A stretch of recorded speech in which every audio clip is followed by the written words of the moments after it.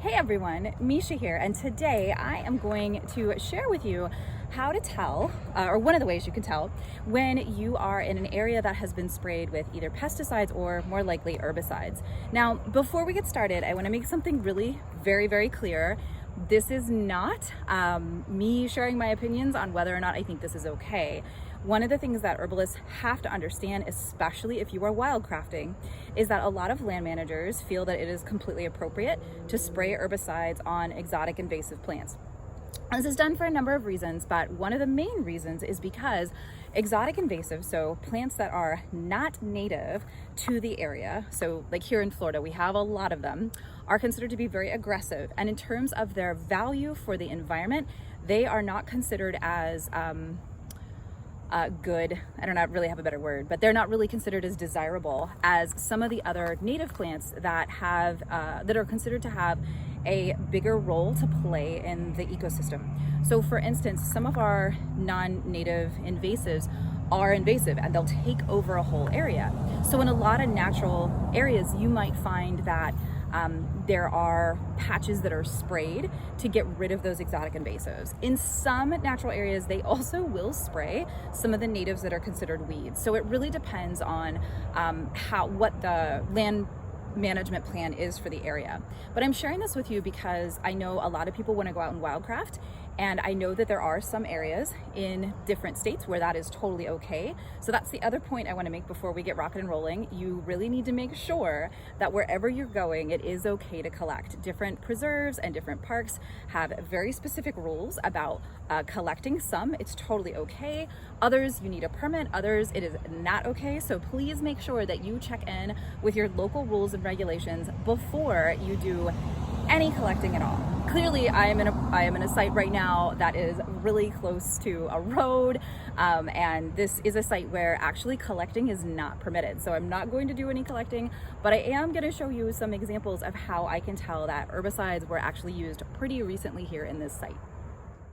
So how do you know when a herbicide has been used in a place? Well, first off, just look at the overall kind of snapshot of where you're standing. In this video, you can see that we have a look that almost looks like a garden, which is kind of unusual for a site that's considered to be a preserve or conservation property, because usually at those sites, the goal is to have the land mimic the natural landscape.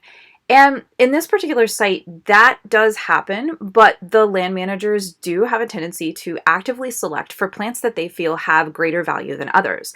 Now, when this happens, that means that they may be spraying herbicide or hand pulling exotic invasives, but sometimes it also means that they will also remove plants that are not considered to have as much value, even if they're native.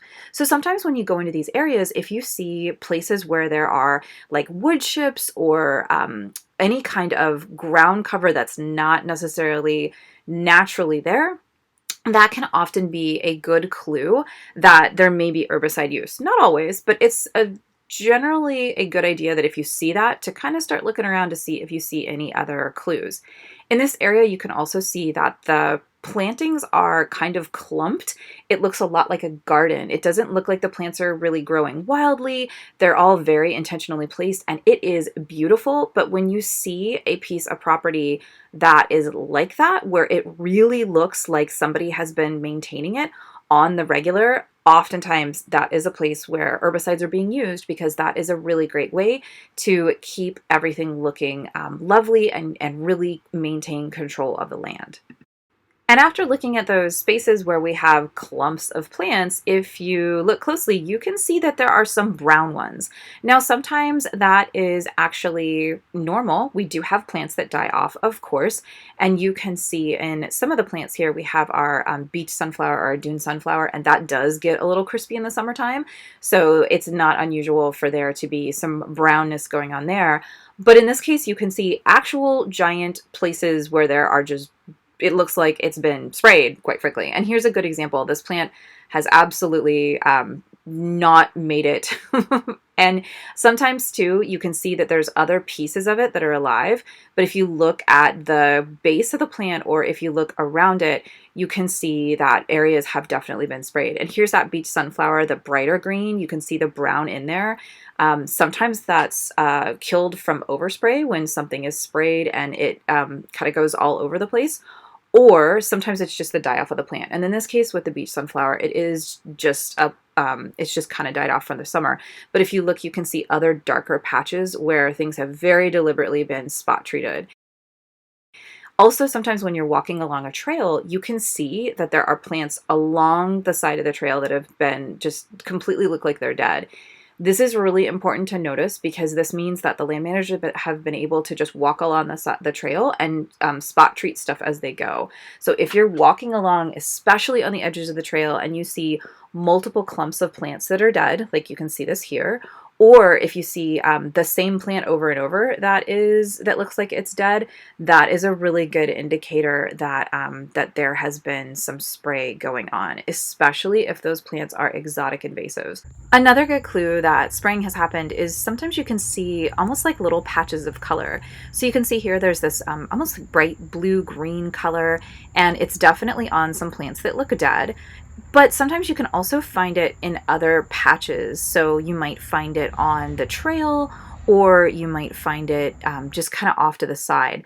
Oftentimes the chemicals that are used in herbicide application are dyed as color so that the applicators can see where it is being applied. And this really helps prevent any plants that are not the targeted plant from getting damaged by the spraying. So if you're out walking and you see patches of color like this, and it's clearly not spray paint, oftentimes it will be like a blue or a green. That is another good clue that the area has been sprayed.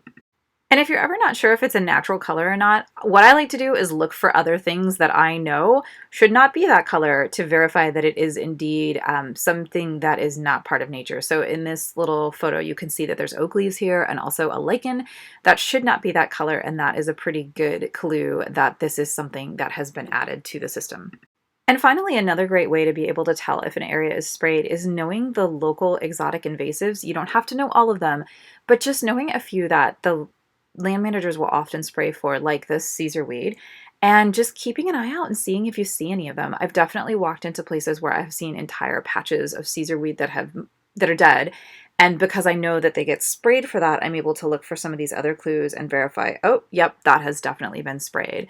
So stay tuned for future videos. We'll be sharing some of the more common exotic invasives here in the state of Florida anyway, to help give you some insight on that. So thank you all for joining me. Hopefully, if you are going out into natural areas, this video will help you stay safe and avoid chemicals. And again, I just really want to stress that you should only collect in areas where you have permission to do so, as many of our wild areas and state, federal, and county lands in the state of Florida anyway are protected.